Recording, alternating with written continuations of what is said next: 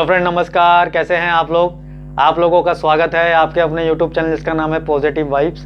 Friend, जैसे कि आप लोग जानते हैं कि मैं आपके लिए किडनी से जुड़ी ट्यूटोरियल वीडियोस लाता रहता हूं, जिसमें मैं विभिन्न प्रकार की जो भी किडनी की बीमारी से जुड़ी जानकारी होती है उनको पूरा 100% सत्य और प्रमाणिक जानकारी आपके लिए लेकर के आता हूं, ताकि जो भी किडनी फेलियर पेशेंट हैं, जो भी अभी किडनी पेशेंट हैं, उनको सही जानकारी मिल सके और वो अपनी बीमारी के साथ एक पॉजिटिव वे में डील कर सकें। तो फ्रेंड, इसी के साथ हमारे चैनल को सब्सक्राइब करें, वीडियो को लाइक करें और वीडियो किडनी शरीर के लिए बहुत सारे महत्वपूर्ण कार्य करती है।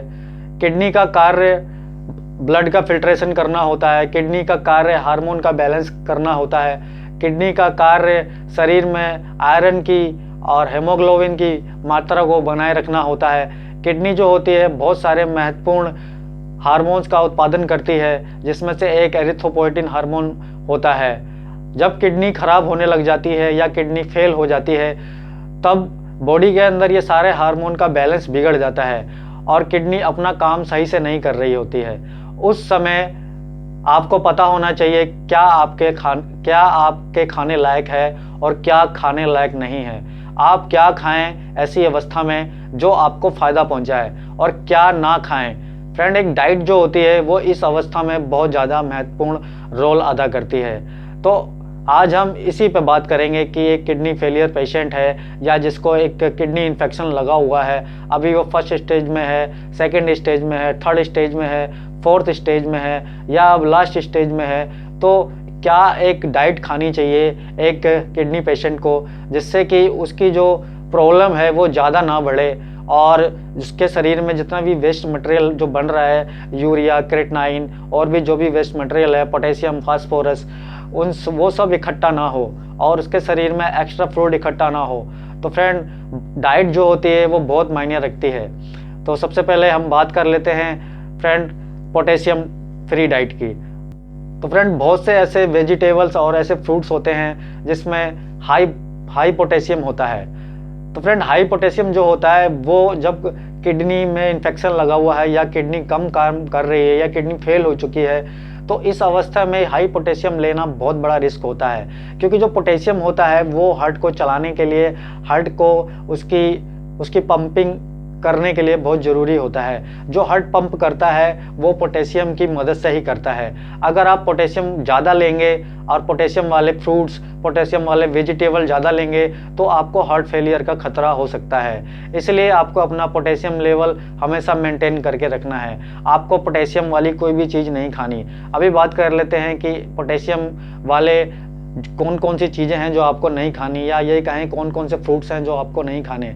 तो फ्रेंड, किडनी फेलियर पेशेंट या जिसको किडनी का इन्फेक्शन लगा हुआ है उसके लिए आप पपीता खा सकते हैं। पपीते में पोटेशियम लेवल बहुत कम होता है और विटामिन सी प्रचुर मात्रा में होता है। इससे आपका पेट भी साफ रहता है, जिससे आपका मल साफ करके आता है। जब आपको मल साफ करके आएगा तो बहुत सारी गंदगी आपके शरीर से वैसे ही फ्लश आउट हो जाएगी। दूसरा, उसमें विटामिन सी होने की वजह से जो पपीता होता है आपके इम्यून सिस्टम को मजबूत करके रखता है, जिससे आपके शरीर में और भी जो भी आपके शरीर में गंदगी भरी है उसकी वजह से और जो रोग लगने की संभावना होती है वो कम हो जाती है।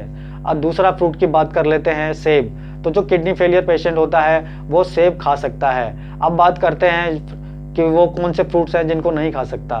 तो फ्रेंड, आपको कोई भी खट्टे फल नहीं खाने, जैसे कि आपको नहीं खाना, अंगूर नहीं खाना, आपको संतरे नहीं खाने, आपको वाटरमेलन नहीं खाना है, क्योंकि अभी आपका डायलिसिस भी नहीं हो रहा है, आपको अभी किडनी इन्फेक्शन लगा है, आप डायलिसिस नहीं करवा रहे हैं। अगर आप वाटरमेलन खाएंगे तो आपकी बॉडी में पानी बढ़ेगा, क्योंकि फ्रेंड उसमें पानी की मात्रा बहुत ज़्यादा होती है और उसमें इलेक्ट्रोलाइट्स होते हैं जो आपकी बॉडी को नुकसान कर सकते हैं। इसलिए बिल्कुल भी तरबूज नहीं खाना है। दूसरा जो फ्रूट है उसकी बात कर लेते हैं। आपको कोई भी आयरन रिच फ्रूट नहीं खाना है, जैसे कि कीवी हो गया। तो कीवी में भी बहुत ज़्यादा पोटेशियम की मात्रा होती है, आपको वो भी नहीं खाना है। और भी जो फ्रूट की बात कर लेते हैं, आपको खरबूजा नहीं खाना है, क्योंकि आप अगर खरबूजा खाएंगे तो वो भी आपको दिक्कत देगा। आपको आम नहीं खाना है, अगर आप आम खाएंगे तो उसमें भी बहुत ज़्यादा पोटेशियम की मात्रा होती है। तो फ्रेंड, ऐसे कोई भी आपको फ्रूट नहीं खाने जो पहले खट्टे होते हैं, पकने के बाद मीठे हो जाते हैं। ये याद रखना है। जो भी जो भी फ्रूट पहले खट्टा होता है, कच्चे जब वो कच्चा होता है तो वो खट्टा होता है, पकने के बाद वो मीठा हो जाता है, ऐसा फ्रूट आपको बिल्कुल भी नहीं खाना है, क्योंकि सबसे ज़्यादा पोटेशियम ऐसे फ्रूट्स में होता है। अभी वेजिटेबल की बात करते हैं फ्रेंड, आपको ऐसी कोई भी वेजिटेबल नहीं खानी है जो भी जमीन के नीचे लगती है, जो मिट्टी के नीचे लगती है, वेजिटेबल आपको नहीं खाने। जैसे कि आपके आलू नहीं खा सकते आप शकरकंद नहीं खा सकते, आप सलगम नहीं खा सकते, आप जो भी नीचे लगती है मिट्टी में वो आप नहीं खा सकते, चाहे वो मूंगफली क्यों ना हो, और जैसे वो बीट रूट क्यों ना हो जिसको चुकंदर बोलते हैं, वो भी नहीं खा सकते। क्योंकि फ्रेंड इन सब चीज़ों में जो होता है पोटेशियम बहुत प्रचुर मात्रा में पाया जाता है। पोटेशियम सबसे ज़्यादा होता है जो भी ज़मीन के अंदर जो भी सब्जियां लगती हैं। आप ज़मीन में लगने वाली कोई भी सब्जी ना खाएं, क्योंकि इसमें पोटेशियम बहुत ज़्यादा होता है। अगर आपका बहुत ज़्यादा दिल कर रहा है खाने का, तो फ्रेंड इसको खाने का एक तरीका होता है। आप क्या करें कि इसको अच्छे से पहले वॉश करें, फिर इसको छोटे छोटे पीस में कट करें। कट करने के बाद इनको पानी में थोड़ी देर के लिए छोड़ दें, गुनगुने पानी में 1 घंटे के लिए, और उसके बाद इसको साफ 3-4 पानी से धो के निकालें। उसके बाद इसको बॉईल करके खाएं। आपको कच्चा बिल्कुल नहीं खाना है ये कोई सी भी चीज़, चाहे बीट रूट हो गया, चाहे सलगम हो गई, ये सब नहीं खानी। अब बात करते हैं ज़मीन में लगने वाली कौन सी चीज़ आप खा सकते हैं। तो आप मूली खा सकते हैं, आप गाजर खा सकते हैं। फ्रेंड अगर आप पोटेशियम रिच डाइट लेंगे तो इससे आपको दिक्कत होने वाली है, क्योंकि जैसे आपका पोटेशियम बढ़ेगा आपकी हार्ट बीट बढ़ जाएगी और आपका ब्लड प्रेशर बहुत ज़्यादा हाई हो जाएगा, आपकी सांस फूलने लग जाएगी, बहुत तेज आपकी सांस फूलने लग जाएगी। पोटेशियम वाली अगर डाइट आप खाते हैं या ज़्यादा पोटेशियम वाली सब्जी खाते हैं आप, तो आपका पोटेशियम लेवल बहुत ज़्यादा हाई हो जाएगा और जो आपकी हार्ट की बीट है वो बहुत तेज हो जाएगी। ऐसे में आपकी जो सांस है वो फूलने लग जाएगी और आपकी सांस काबू में नहीं आएगी जब तक आपका पोटेशियम कम नहीं होगा तब तक। तो फ्रेंड ऐसी अवस्था आपकी ना आए, इससे बढ़िया है कि आप पोटेशियम जो लेवल कम है वही सब्जियों का प्रयोग करें। अभी बात कर लेते हैं कि और कौन सी चीज़ें हैं जिसमें पोटेशियम बहुत ज़्यादा होती है जिनको आपको नहीं खाना चाहिए। आपको फास्फोरस का ध्यान रखना है, क्योंकि किडनी एक जो मुख्य कार्य करती है वो बॉडी के अंदर जो भी एक्सेस फास्फोरस होता है उसको यूरिन के जरिए निकाल देती है। लेकिन अभी जब किडनी काम ही नहीं कर रही है, किडनी में इन्फेक्शन लग गया है, किडनी की जो काम करने की क्षमता है वो स्लो हो गई है, तो ऐसे में जो फास्फोरस होता है वो आपकी बॉडी के लिए बहुत ज़्यादा हानिकारक साबित हो सकता है। तो अभी जानते हैं आपको ऐसी कौन सी चीज़ें नहीं खानी जिनमें फास्फोरस अधिक मात्रा में होता है। तो फ्रेंड जितनी भी आप रोटी खाते हैं, रोटी तो पूरा इंडिया में सभी खाते हैं, पूरे वर्ल्ड में रोटी खाई जाती है, अलग अलग फॉर्म में खाई जाती है। तो फ्रेंड जो गेहूं होता है, गेहूं का जो चुकला होता है ऊपर वाला जो बिल्कुल ब्राउन कलर का होता है, उसके अंदर सबसे ज़्यादा फास्फोरस पाया जाता है। तो जब भी आप रोटी खाएं तो रोटी कम मात्रा में खाएं, कोशिश करें कि रोटी कम खाएं। अगर आप रोटी खा भी रहे हैं, आपको रोटी ज़्यादा खानी है, तो आप दूसरा आटा प्रयोग में लाएं जो बिल्कुल आटा वाइट होता है।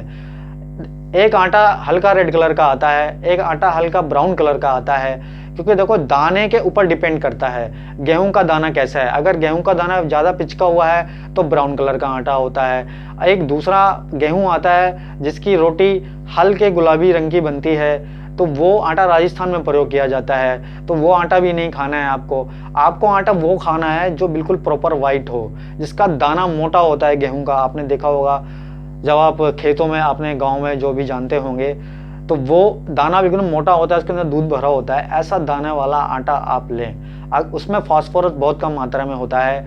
आप वो रोटी अगर खाते हैं तो आपका फास्फोरस कम बढ़ेगा, आप पेट भर के रोटी भी खा पाएंगे। तो फ्रेंड आपको गेहूं कम खाना है, दलिया कम खाना है।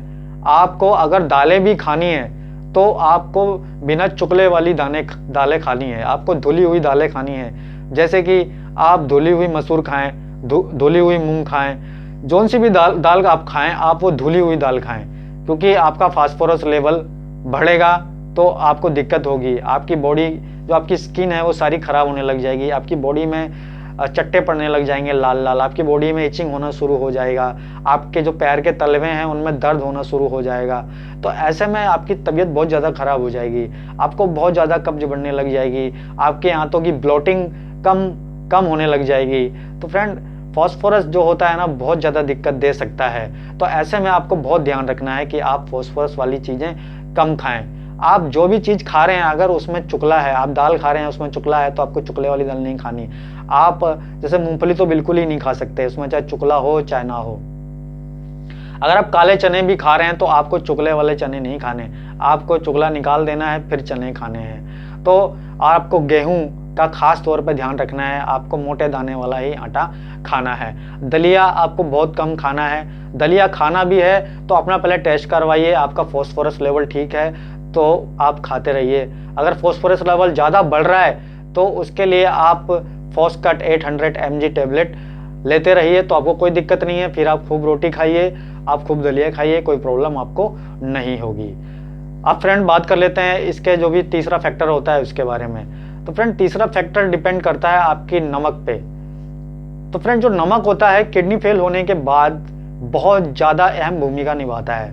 आपकी अगर किडनी कम काम कर रही है, आपकी किडनी फेल हो गई है, उसके बाद भी आप अपने सिर्फ स्वाद के लिए नमक ज़्यादा सब्जी में डाल के खा रहे हैं या रोटी में नमक डलवा के खा रहे हैं या आप कुछ भी खा रहे हैं उसमें नमक ज़्यादा ले रहे हैं, तो फ्रेंड वो आपके लिए बहुत घातक साबित हो सकता है। होगा क्या कि आपकी बॉडी का सोडियम लेवल बढ़ जाएगा। सोडियम बढ़ जाएगा तो आपकी बॉडी में पानी इकट्ठा होने लग जाएगा, क्योंकि फ्रेंड जहाँ भी नमक की मात्रा ज़्यादा हो जाती है वहाँ पानी इकट्ठा होने लग जाता है। आप चाहे देख लें, आप जब मूली के पराठे बनाते होंगे तो मूली को घिसते होंगे और उसमें नमक डालते होंगे, थोड़ी देर छोड़ देते होंगे, फिर मूली कैसे सारा पानी छोड़ देती है।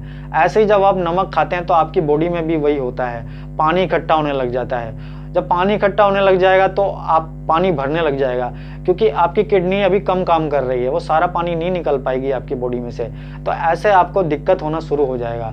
तो आपको नमक कम खाना है। नमक कम खाने से आपको बहुत बेनिफिट होगा। आपको पहला बेनिफिट ये होगा कि आपका बीपी लेवल कम रहेगा, आपकी बॉडी में पानी कम बढ़ेगा। तीसरा, आपकी जो भी किडनी की फंक्शनिंग है वो सही धीरे धीरे जो किडनी है आपकी वो काम करेगी, क्योंकि आप नमक ज़्यादा खाएंगे, आपका बीपी ज़्यादा बढ़ेगा तो आपकी किडनी का डैमेज बराबर होता रहेगा। क्योंकि जो किडनी खराब होती है वो कभी भी आपकी हाई प्रोटीन या फॉस्फोरस या पोटेशियम से नहीं खराब होती है। किडनी खराब होती है तो आपके हाई बीपी की वजह से खराब होती है, या आपका जो भी कोई पुरानी बीमारी रही है आपको किडनी की, जैसे नेफ्रोटिक सिंड्रोम रहा है, MPGN रहा है, या आपको कोई और प्रॉब्लम रही है आपकी किडनी में, या आपको डायबिटीज़ थी, उसकी वजह से किडनी का डैमेज होता है। तो फ्रेंड आपको ध्यान रखना है इस बात का कि आपको नमक कम खाना है। फैक्टर के बारे में बात कर लेते हैं। जो ये चौथा फैक्टर है वो एक किडनी पेशेंट के लाइफ में बहुत मायने रखता है और फ्रेंड इसकी बहुत अहमियत है। आप जब भी अपनी बॉडी के साथ कोई काम कर रहे हैं, ज़्यादा वजन वाला काम कर रहे हैं, या ज़्यादा मेहनत लगा रहे हैं, या ज़्यादा दौड़ लगा रहे हैं, या दौड़ धूप कर रहे हैं, तो ऐसे में आपकी जो मसल्स हैं उनसे क्रिएटिनिन प्रोड्यूस होता है, और आप जो भी खा रहे होते हैं उस समय उससे भी क्रिएटिनिन, यूरिया और भी वेस्ट प्रोडक्ट हैं जो आपकी बॉडी में इकट्ठे होने लग जाते हैं। तो ऐसे में फ्रेंड आपको जो भी हाई प्रोटीन वाली डाइट्स हैं वो नहीं लेनी है। हाई प्रोटीन मतलब आपको वो हाई प्रोटीन नहीं लेना है जो जिससे क्रिएटिनिन और यूरिया बहुत ज़्यादा मात्रा में प्रोड्यूस होगा, क्योंकि आपकी किडनी कम काम कर रही है, प्रॉब्लम क्रिएट करेगा। तो फ्रेंड अब बात कर लेते हैं कि हाई प्रोटीन वाली कौन कौन सी चीज़ें हैं जो आपको नहीं खानी। तो फ्रेंड सबसे पहले आपको चिकन नहीं खाना, आपको रेड मीट नहीं खाना है, आपको पनीर नहीं खाना है, बाजार वाला पनीर तो आपको बिल्कुल भी नहीं खाना है। आपको जो फुल मिल्क आता है, फुल क्रीम मिल्क आता है, वो आपको नहीं लेना है। आपको कोई भी एनिमल से जो मिल्क मिलता है, चाहे गाय का मिल्क है, चाहे भैंस का मिल्क है, चाहे बकरी का मिल्क है, आपको वो मिल्क बिल्कुल भी नहीं लेना है, क्योंकि फ्रेंड उसमें प्रोटीन बहुत ज़्यादा होता है और उसमें घी चिकनाहट बहुत ज़्यादा होती है, जो आप अगर उसको लेंगे तो वो आपको बहुत ज़्यादा प्रॉब्लम दे सकता है। तो फ्रेंड हाई प्रोटीन बिल्कुल नहीं लेना है आपको। आपको सोयाबीन्स नहीं लेने, आपको मूंगफली नहीं लेनी, ये सब बिल्कुल नहीं लेना है। तो फ्रेंड आप अब बोलोगे कि मैं जब प्रोटीन नहीं खाऊंगा तो मैं तो कमज़ोर हो जाऊंगा, तो मैं क्या करूंगा। तो फ्रेंड जिनका डायलिसिस हो रहा है वो तो सब कुछ खा सकते हैं, उनको कोई प्रॉब्लम नहीं है, क्योंकि डायलिसिस हो रहा है, उनको खाली अपना पोटेशियम फॉस्फोरस लेवल मेंटेन करके रखना होता है, और उनको जो अपना सारे टेस्ट करवा लेते हैं वो लोग, और अगर उनका पोटेशियम बढ़ रहा है तो पोटेशियम फ्री लग जाता है, फॉस्फोरस बढ़ रहा है तो टेबलेटें लेते हैं, और उनके हर 2-3 दिन में शरीर में से गंदगी बाहर निकलती रहती है, डायलिसिस नहीं हो रहा है। अगर वो लोग हाई प्रोटीन लेंगे तो आप सोच सकते हैं कि उनके शरीर में कितना गंदगी, कितना वेस्ट मटेरियल इकट्ठा हो जाएगा।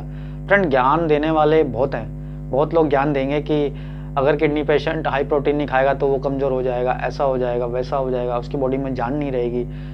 तो फ्रेंड सबसे पहले ये देखो कि आप डायलिसिस नहीं करवा रहे हैं। आपको जो यूरिन आ रहा है वो खाली बस यूरिन आ रहा है, आपकी जो किडनी है वो फिल्ट्रेशन नहीं कर रही है, वो खाली आपकी बॉडी से जो एक्सेस वाटर है उसको निकाल रही है, लेकिन जो उसका फिल्ट्रेशन का काम है वो बहुत स्लो हो गया है, जिसकी वजह से आपका क्रिएटिनिन लेवल बढ़ रहा है, धीरे धीरे बढ़ रहा है, और आप डायलिसिस भी नहीं करवा रहे हैं। हाँ, ऐसी अवस्था में आपकी बॉडी के अंदर बहुत ज़्यादा क्रिएटिनिन, यूरिया, वेस्ट मटेरियल इकट्ठा होने लग जाएगा और बहुत ज़्यादा आपको दिक्कत होने लग जाएंगी।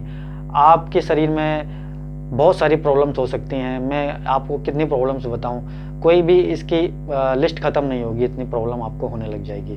तो इसीलिए फ्रेंड, आपको जब आप डायलिसिस नहीं करा रहे हैं तो आपको हाई प्रोटीन डाइट नहीं लेनी, बिल्कुल भी नहीं लेनी है। आप इसका खास ध्यान रखें। आप सिर्फ मूंग की दाल लें धुली हुई, आप मसूर की दाल लें धुली हुई। अगर आप स्प्राउट भी खा रहे हैं तो जो आपने स्प्राउट भिगाए हैं तो आप उसका चुगला उतार करके उसको खाएं। और ज़्यादा नहीं खाने, 10 या 20 ग्राम स्प्राउट आप ले लें, वो बहुत होता है। आप अगर मिल्क भी ले रहे हैं तो आपको डबल टोन मिल्क लेना है। अगर आपको दही खाना है तो आपको डबल टोन मिल्क का दही खाना है। अगर आपको छाछ पीनी है तो भी आपको डबल टोन मिल्क की छाछ पीनी है। आप भैंस का दूध बिल्कुल भी इस्तेमाल नहीं कर सकते। आप कोई भी जो भी एनिमल प्रोडक्ट है उनको इस्तेमाल नहीं कर सकते, चाहे वो दूध हो, चाहे मांस हो, चाहे कुछ भी हो। अगर आप अंडे भी खा रहे हैं तो आप अंडे भी एक लिमिट मात्रा में खाएंगे, अगर आपका डायलिसिस नहीं हो रहा है तो, क्योंकि आप आयुर्वेदिक दवाइयाँ खा रहे हैं। तो ऐसी अवस्था में आप हाई प्रोटीन बिल्कुल भी ना खाएं। हाँ, अगर आपकी किडनी फिल्ट्रेशन का काम कर रही है, अभी आप फर्स्ट स्टेज में हैं, तो आप अपने डॉक्टर से पहले पूछ लें। और आपका डॉक्टर भी है ना, वो भी आपको हाई प्रोटीन के लिए मना करेगा, क्योंकि वो बोलेगा कि आप ज़्यादा हाई प्रोटीन ना लें, आप ऐसा प्रोटीन लें जो आपकी बॉडी अच्छे से एब्जॉर्ब कर सके।